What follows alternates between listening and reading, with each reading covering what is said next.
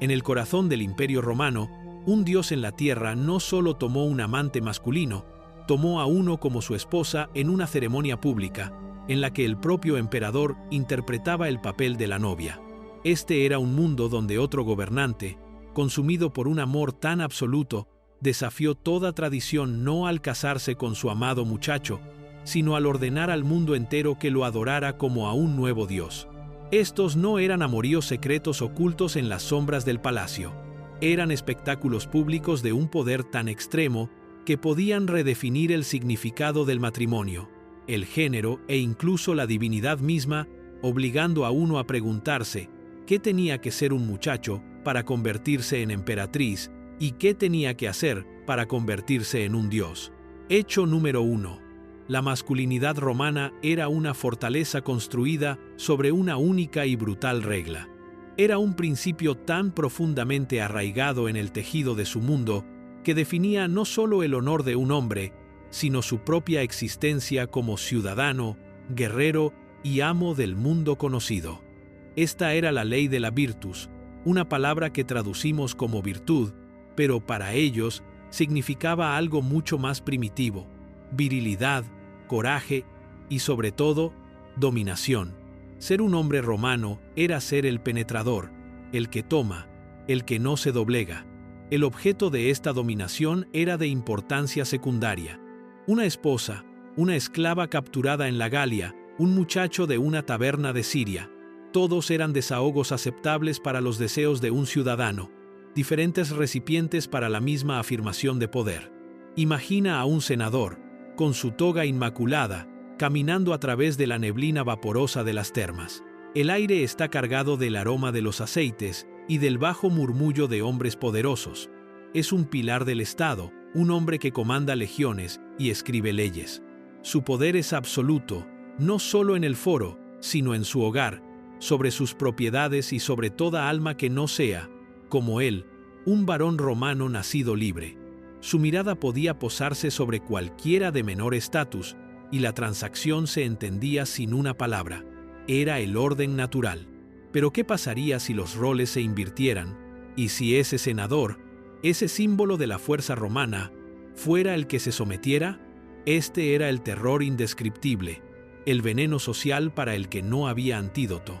Ser penetrado voluntariamente era cometer un suicidio cívico, era volverse afeminado, ser tildado de sinaedus, un hombre que había perdido su derecho a ser llamado hombre en absoluto.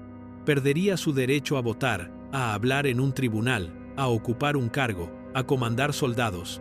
Se convertía en un fantasma, una desgracia andante, cuya sola presencia era una ofensa para los dioses y el Estado. Su estatus de amo se haría añicos de forma instantánea e irrevocable, dejándolo más bajo que el más bajo de los esclavos. Esta era la única regla inquebrantable, la base de toda su pirámide social. Y es la clave que desvela todo lo que está por venir, porque los romanos estaban a punto de encontrar a un hombre, un emperador, que no solo rompería esta regla, sino que le prendería fuego para que el mundo entero la viera.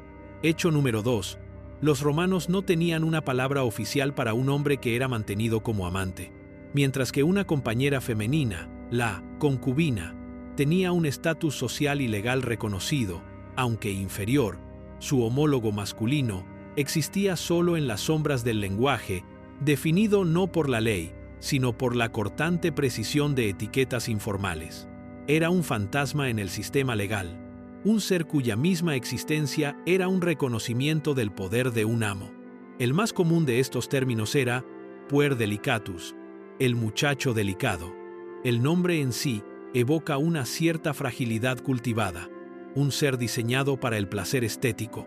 No eran meros calentadores de cama, eran adornos vivientes, exhibidos en las cenas para señalar la inmensa riqueza y el gusto refinado del amo. Imagina una habitación tenuemente iluminada en una villa del Monte Palatino, el aire cargado de incienso y carne asada. El amo se reclina mientras su puer delicatus, un joven griego con el cabello cuidadosamente rizado, recita versos de Homero con una voz suave y melódica.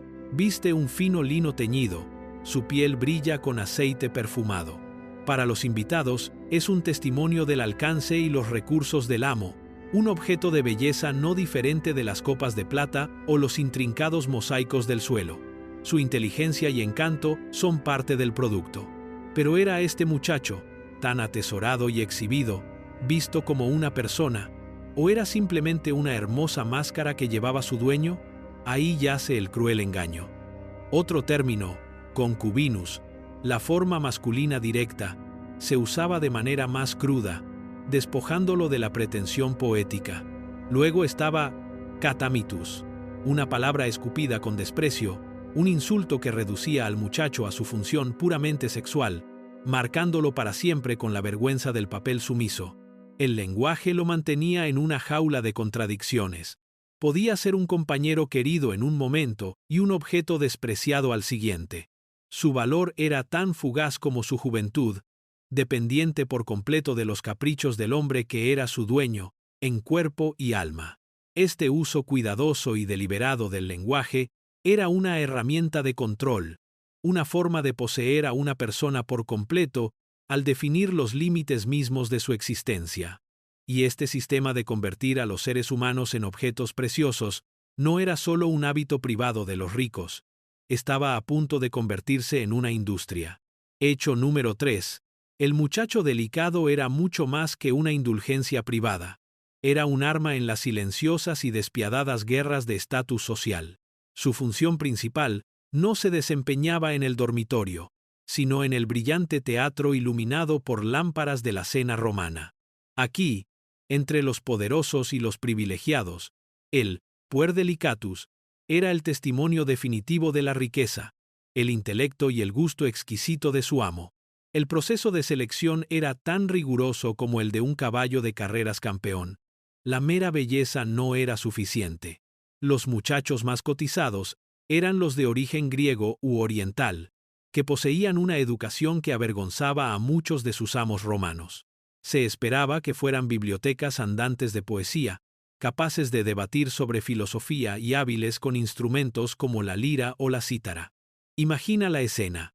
12 de los hombres más influyentes de Roma se reclinan en divanes, sus sentidos nadando en un mar de vino, comida especiada y aire perfumado.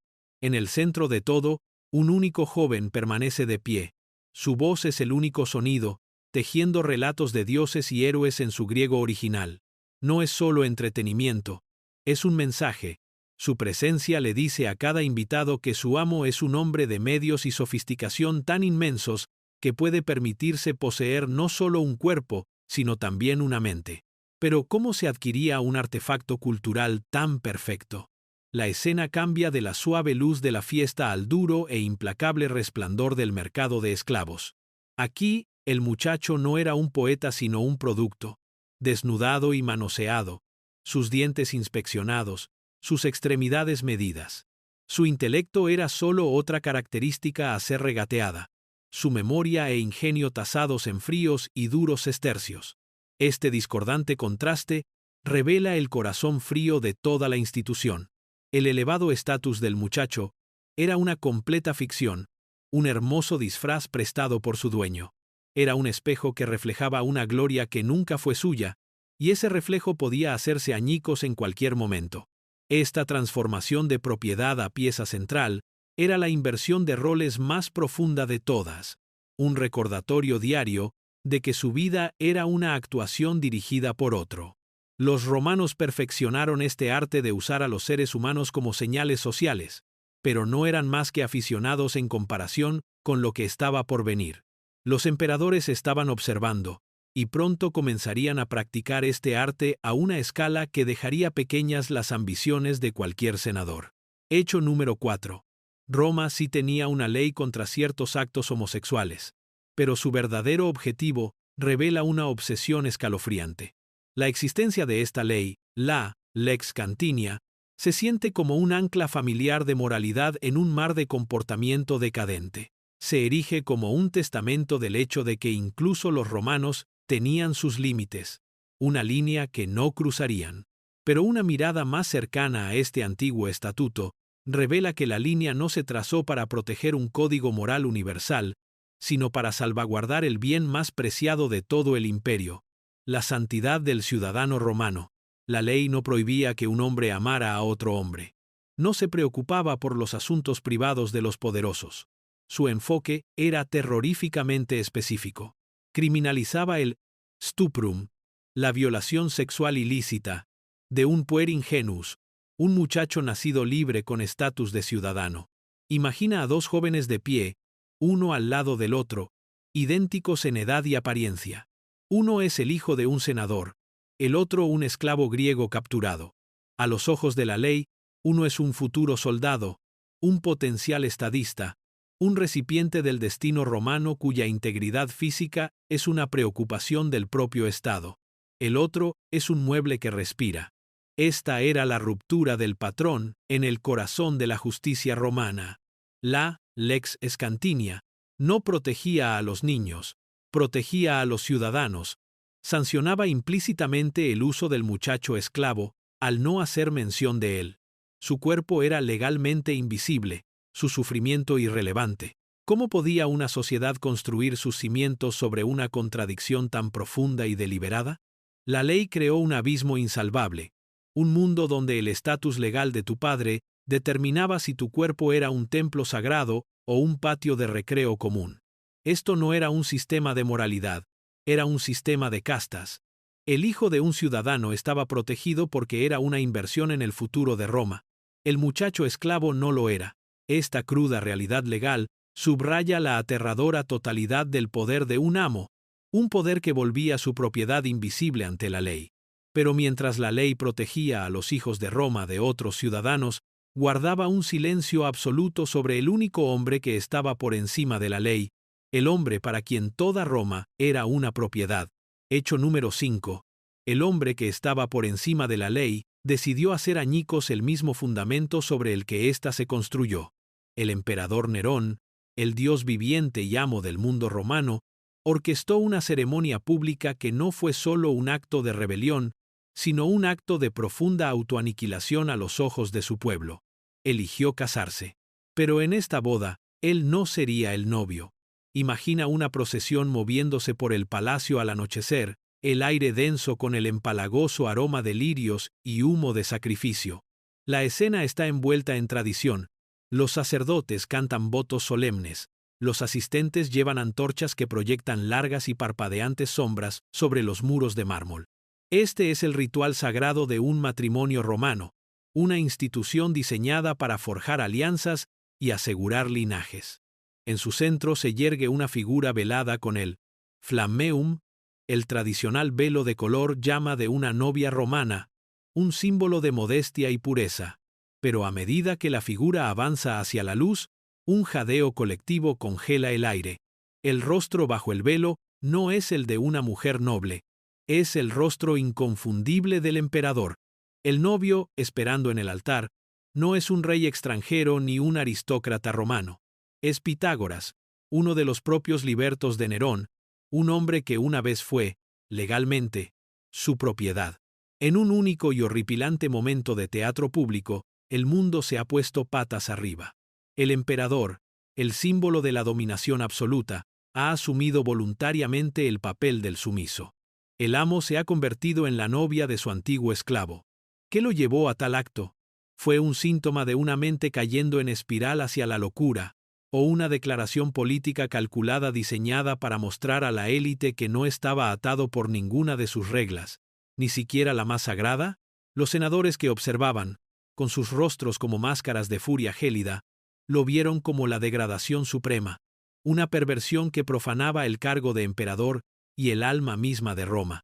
Creyeron que estaban presenciando el fondo absoluto, el espectáculo más obsceno que un romano podría soportar. Pensaron que la historia de la depravación imperial había llegado a su último y espeluznante capítulo. Estaban equivocados. Esto era solo el principio. Hecho número 6.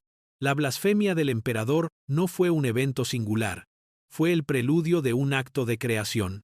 Tras la muerte de su amada esposa, Popea, Nerón fue consumido por un dolor que se retorció hasta convertirse en una obsesión grotesca. Lanzó una búsqueda no de una nueva esposa, sino de un eco viviente de su difunta esposa. Lo encontró en un muchacho llamado Esporo, cuyos delicados rasgos se decía que eran un espejo casi perfecto de la emperatriz fallecida. Pero para Nerón, un simple parecido no era suficiente. No quería un muchacho que se pareciera a su esposa. Quería a su esposa de vuelta, en una nueva forma creada por él mismo. Y así, ordenó un acto que se salía de los límites de la naturaleza y la ley.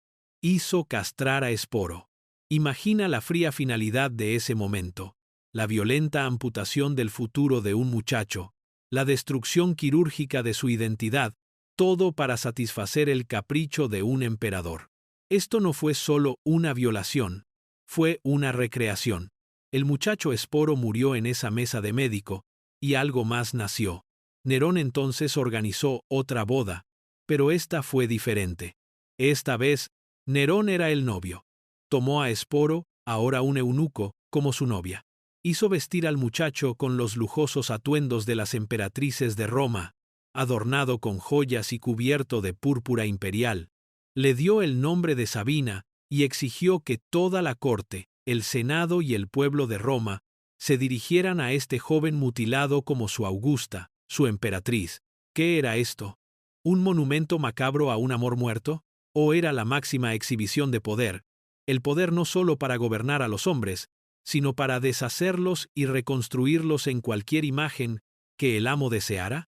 Esporo se convirtió en un fantasma andante en el palacio, un muchacho forzado a ser mujer, un esclavo forzado a ser gobernante, cada uno de sus alientos, un testimonio del alcance absoluto y aterrador de la voluntad de Nerón.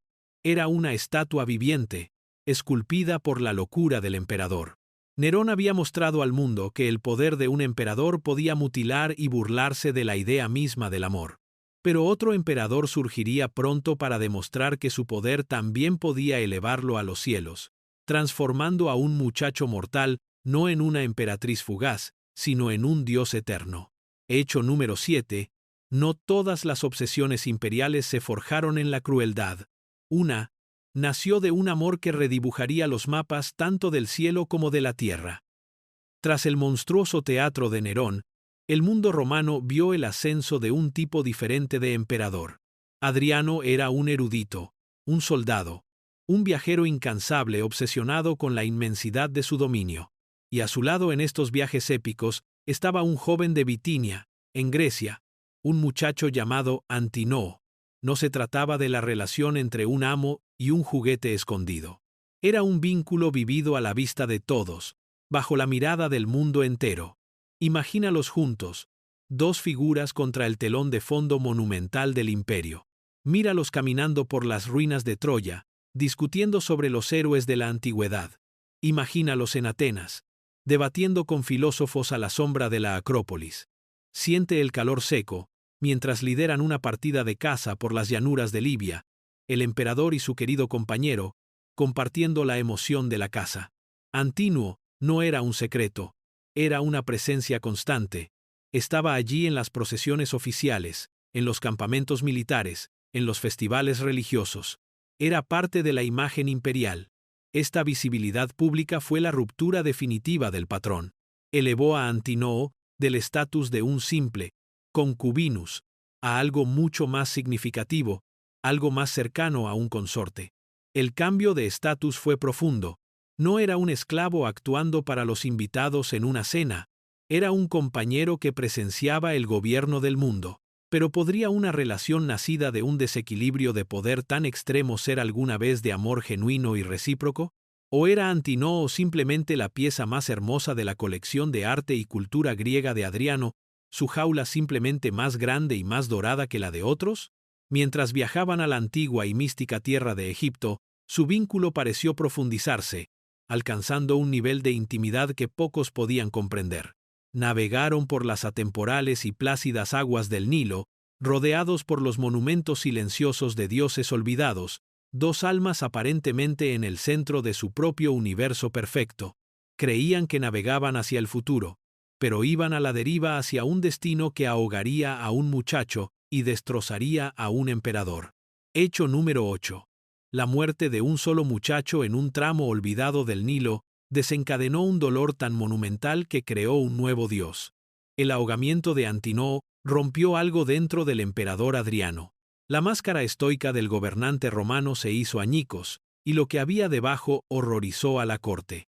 No era el luto digno y controlado de un estadista. Era una agonía cruda y primitiva. Los historiadores antiguos nos dicen que lloró como una mujer, una acusación condenatoria para un hombre romano, y más aún para un emperador.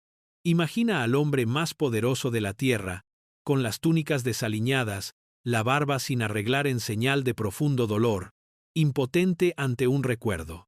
Los asuntos del imperio se paralizaron mientras su amo se perdía en una neblina de pena. Pero de esta desesperación nació un acto de creación sin precedentes. Adriano no permitiría que Antinoo se desvaneciera en el inframundo. Remodelaría los propios cielos para conservarlo. Primero, ordenó que en el mismo lugar donde su amado se había ahogado, una nueva ciudad se levantara de la arena. Se llamaría Antinoópolis, un magnífico testimonio de piedra y mármol, una ciudad dedicada a una única y preciada alma. Luego vino el decreto final, un acto que envió ondas de choque desde Britania hasta Siria. Adriano declaró que Antinoo era un dios. Este fue el cambio de estatus más profundo imaginable. El muchacho de Bitinia, el compañero del emperador, ahora debía ser adorado junto a Júpiter y Osiris. ¿Fue este el acto desesperado de un corazón roto? ¿Un hombre tratando de construir una escalera hacia un alma sin la cual no podía vivir? ¿O fue la máxima ostentación de poder imperial, un hombre demostrando que su voluntad era tan absoluta que podía acuñar nuevas deidades con la misma facilidad que nuevas monedas? Se establecieron cultos, se construyeron templos y se ordenaron sacerdotes, todo al servicio del nuevo dios, Antinoo. Las estatuas con su rostro melancólico, más numerosas que las de cualquier otra figura de esa época, excepto los propios emperadores, se convirtieron en una vista común en todo el imperio.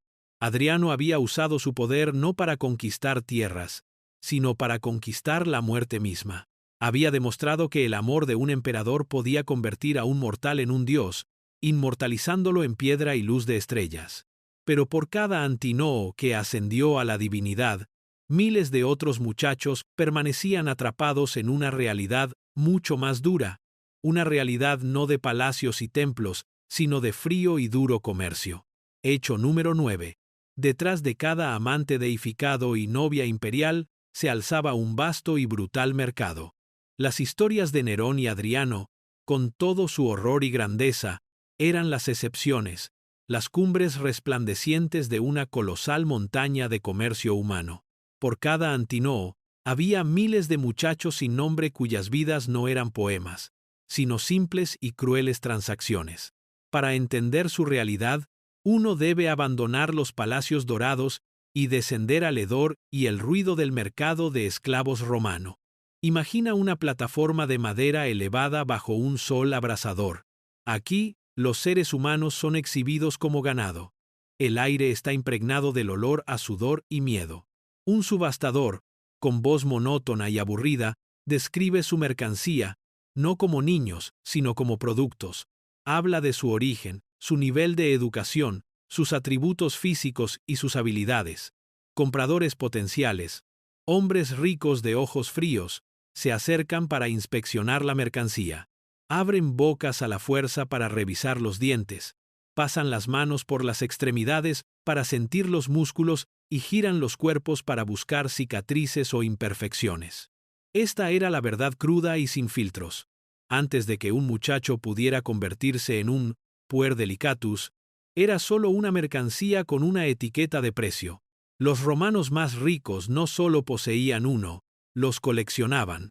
Se jactaban de su grex exoletorum, su rebaño de catamitas, un término que reduce a un grupo de seres humanos a una manada de animales. Poseer docenas de estos muchachos era la máxima exhibición de consumo ostentoso, un inventario viviente del poder de un amo. Pero, ¿qué pasaba con los muchachos considerados defectuosos, los que no se vendían? ¿Y cuál era el destino de las posesiones más preciadas cuando su belleza se desvanecía inevitablemente, cuando un rostro nuevo y más joven captaba la atención de su amo? Podían ser vendidos de nuevo, pasados a un dueño menos exigente, o enviados a las minas o a las galeras, su breve momento de lujosa servidumbre, terminando en una vida de trabajo duro y miseria. Esta fue la inversión de estatus definitiva, un viaje de persona a producto, y finalmente, a basura. Este mercado de carne humana, este sistema entero de dominación y sumisión, parecía tan eterno e inquebrantable como la propia Roma. Pero una nueva fe estaba cobrando fuerza en las sombras del imperio. Una fe con un Dios radicalmente diferente y un nuevo conjunto de reglas que no solo regularían este mundo, sino que buscarían quemarlo hasta los cimientos. Hecho número 10. El mundo de los emperadores y sus muchachos amantes no se desvaneció simplemente. Fue borrado de la historia por una revolución en el pensamiento humano. Toda la compleja estructura, construida sobre la base de la dominación y la sumisión, no fue reformada sino condenada. Entender su final es entender cuán ajenos eran realmente sus valores. Este era un mundo que no veía contradicción en que un hombre amara a su esposa mientras poseía un rebaño de muchachos como decoración humana. Un mundo donde la ley existía no para proteger al inocente, sino para proteger la integridad del poder de un ciudadano. Era una realidad que podía celebrar la transformación de un muchacho en un dios como un acto de amor supremo, mientras justificaba simultáneamente la venta de otro en un bloque de subasta como si fuera una pieza de cerámica. Hemos visto a un emperador, Nerón, ponerse un velo de novia, invirtiendo el orden natural en una impactante exhibición de poder absoluto. Lo hemos visto ir más allá, mutilando a un muchacho, Esporo, para esculpirlo a la horrible semejanza de una emperatriz muerta. Y hemos visto a otro emperador, Adriano, tullido por un dolor tan profundo que rasgó un agujero en el cielo para colocar a su amado Antinoo entre las estrellas. Estas no son solo historias de deseo personal, son parábolas de un sistema donde el valor de un hombre se medía por su capacidad de dominar, y la vida de un muchacho se definía por el capricho de su amo. Pero a medida que este mundo alcanzaba su cenit de terribles y hermosas contradicciones, creció una nueva fe. El cristianismo ofrecía una visión radicalmente diferente, una donde la humildad era una virtud, no una debilidad, y la castidad era un camino hacia Dios. El orgulloso y penetrante ciudadano romano, el modelo mismo de la virtus, fue reconvertido en el pecador impenitente. A esta nueva moralidad no le importaba si un muchacho era ciudadano o esclavo, le importaba su alma inmortal. Todo el universo sexual romano, un teatro público de poder y estatus, fue arrasado y reemplazado por un mundo privado de conciencia personal y pecado. Su mundo de dominación, de dioses vivientes y propiedad humana, no solo cayó, fue borrado, dejando atrás solo susurros y ruinas, un testimonio impactante y ajeno de una verdad que hemos olvidado, que incluso las ideas más fundamentales del amor, el poder y lo que significa ser humano, no son eternas. Hecho número 10. El mundo de los emperadores y sus muchachos amantes no se desvaneció simplemente. Fue borrado de la historia por una revolución en el pensamiento humano. Toda la compleja estructura, construida sobre la base de la dominación y la sumisión, no fue reformada sino condenada. Entender su final es entender cuán ajenos eran realmente sus valores. Este era un mundo que no veía contradicción en que un hombre amara a su esposa mientras poseía un rebaño de muchachos como decoración humana. Un mundo donde la ley existía no para proteger al inocente, sino para proteger la integridad del poder de un ciudadano. Era una realidad que podía celebrar la transformación de un muchacho en un dios como un acto de amor supremo, mientras justificaba simultáneamente la venta de otro en un bloque de subasta, como si fuera una pieza de cerámica. Hemos visto a un emperador, Nerón, ponerse un velo de novia, invirtiendo el orden natural en una impactante exhibición de poder absoluto. Lo hemos visto ir más allá, mutilando a un muchacho, Esporo, para esculpirlo a la horrible semejanza de una emperatriz muerta. Y hemos visto a otro emperador, Adriano, tullido por un dolor tan profundo, que rasgó un agujero en el cielo para colocar a su amado Antinoo entre las estrellas. Estas no son solo historias de deseo personal. Son parábolas de un sistema donde el valor de un hombre se medía por su capacidad de dominar, y la vida de un muchacho se definía por el capricho de su amo. Pero a medida que este mundo alcanzaba su cenit de terribles y hermosas contradicciones, creció una nueva fe. El cristianismo ofrecía una visión radicalmente diferente, una donde la humildad era una virtud, no una debilidad, y la castidad era un camino hacia Dios. El orgulloso y penetrante ciudadano romano, el modelo mismo de la virtus, fue reconvertido en el pecador impenitente. A esta nueva moralidad no le importaba si un muchacho era ciudadano o esclavo, le importaba su alma inmortal. Todo el universo sexual romano, un teatro público de poder y estatus, fue arrasado y reemplazado por un mundo privado de conciencia personal y pecado.